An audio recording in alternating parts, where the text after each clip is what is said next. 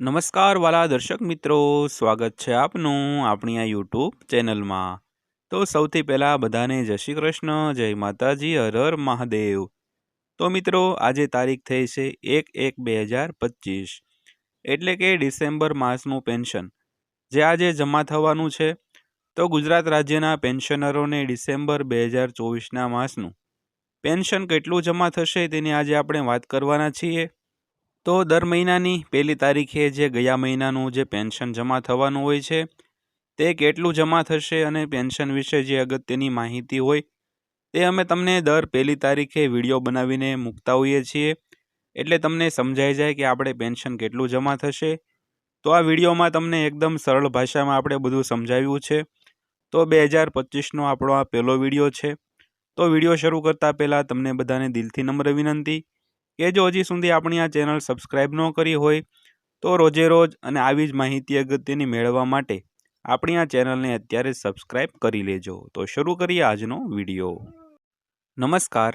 ગુજરાત રાજ્ય સરકારની સેવામાંથી સેવાનિવૃત્ત થયેલ પેન્શનધારક મિત્રો, ભાઈઓ તથા બહેનો 2025ની શરૂઆતમાં 1 જાન્યુઆરીના રોજ ગત માસ એટલે કે ડિસેમ્બર 2024ના માસનું પેન્શન તમારા ખાતામાં કેટલું જમા થશે તેની વિગતવાર માહિતી સરળ શબ્દોમાં આપવાનો છું, તો વિડીયો અંત સુધી જોઈ લેજો મિત્રો।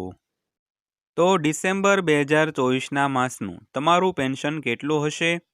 તો સૌથી પહેલાં તો તમારું મૂળ પેન્શન પ્લસ મોંઘવારી રાહતમાં જે 4 ડિસેમ્બરના રોજ હંગામી વધારો કરવામાં આવ્યો હતો તે 53% મુજબ, એટલે કે ગઈ જે 4 ડિસેમ્બરના રોજ જે પેન્શનરોની મોંઘવારી રાહતમાં હંગામી વધારો કરવામાં આવ્યો હતો જે પહેલાં 50% હતો તે હવે 53% મુજબ મળશે। તો પ્લસ મેડિકલ એલાઉન્સ લેતા હોવ તો તેના 1000 રૂપિયા, એમ આ ત્રણેયનો સરવાળો એ તમારું ડિસેમ્બર માસનું ટોટલ પેન્શન જમા થશે। તો પેન્શનધારક મિત્રો, જે તમારું મૂળ પેન્શન કેટલું મળતું હોય જો તે તમે જાણી લો તો તમને ગણતરી કરવામાં વધારે સરળતા પડશે। તો મૂળ પેન્શન પ્લસ મોંઘવારી રાહતમાં 53% મુજબ પ્લસ જો તમે મેડિકલ એલાઉન્સ લેતા હો તો 1000 રૂપિયા તેના પ્લસ થશે, એમ ટોટલ તમને ડિસેમ્બર માસનું પેન્શન મળશે। તો ત્યારબાદ વાત કરીએ તો મોંઘવારી રાહતમાં જે હંગામી વધારો કરાયો હતો તે જુલાઈ 2024થી લાગુ થયો હતો।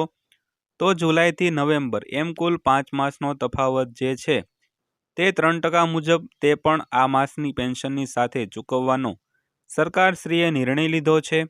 ત્યારબાદ જો કોમ્યુટેશનની કપાત અને આવકવેરા પાત્ર હો તો બંનેની કપાત આ પેન્શનમાંથી થશે।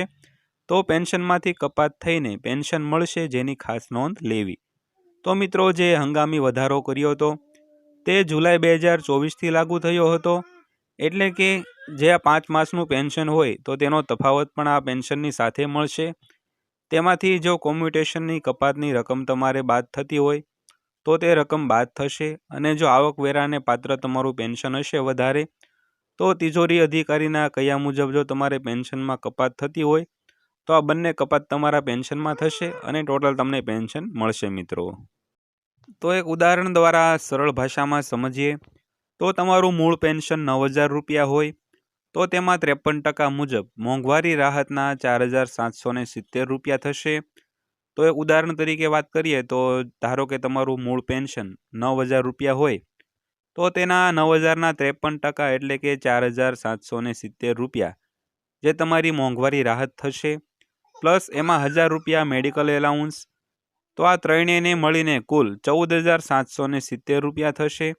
તેમાં 6 માસના તફાવતની રકમ 1350 રૂપિયા થાય, એટલે ટોટલ 16120 રૂપિયા થશે। જો તમારું મૂળ પેન્શન 9000 રૂપિયા હોય તો આ મુજબ ગણતરી થશે, બાકી તમારું જે મૂળ પેન્શન હોય તે મુજબ તમારે ગણતરી કરવાની રહેશે। તો મિત્રો, આ રીતે જો તમારું મૂળ પેન્શન 9000 રૂપિયા હોય તો તમને ટોટલ કેટલું પેન્શન મળશે તેની આપણે સરળ ભાષામાં વાત કરી।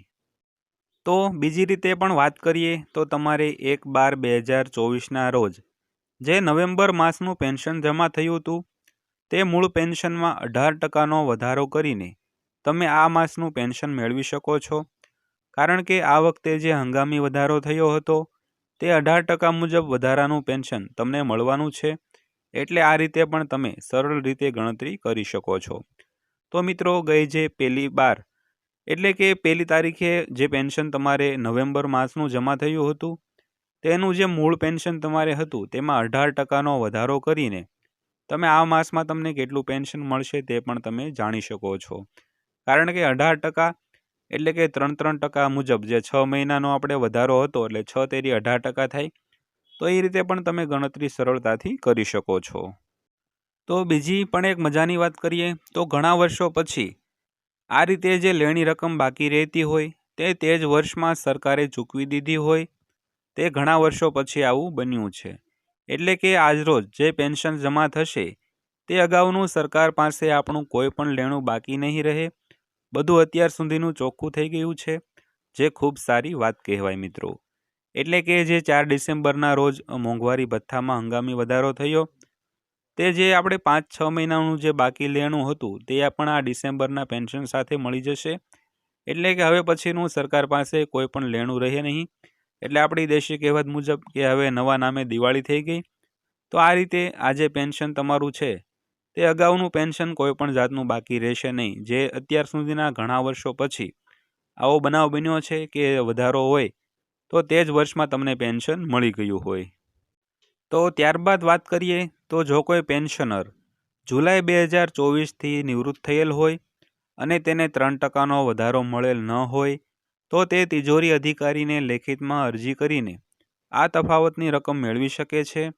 તેમજ જુલાઈ 2024થી ડિસેમ્બર 2024 વચ્ચે જો કોઈ પેન્શનરનું મૃત્યુ થયેલ હોય તો તેના વારસદાર આ તફાવતની રકમ માટે અરજદાર બની શકે છે અને તિજોરી અધિકારીને લેખિતમાં જાણ કરી વધારો લઈ શકે છે.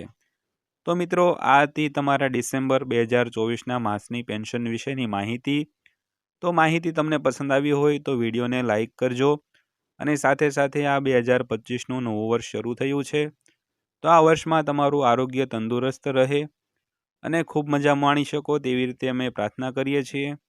અને આ હતી આજની માહિતી પસંદ આવી હોય તો વિડીયોને લાઇક કરજો અને આવી નવી માહિતી મેળવવા માટે આપણી આ ચેનલ પણ સબસ્ક્રાઈબ કરી લેજો. તો ફરીવાર પાછા મળીશું એક નવી માહિતી સાથે. ત્યાં સુધી સૌને જય હિન્દ, વંદે માતરમ.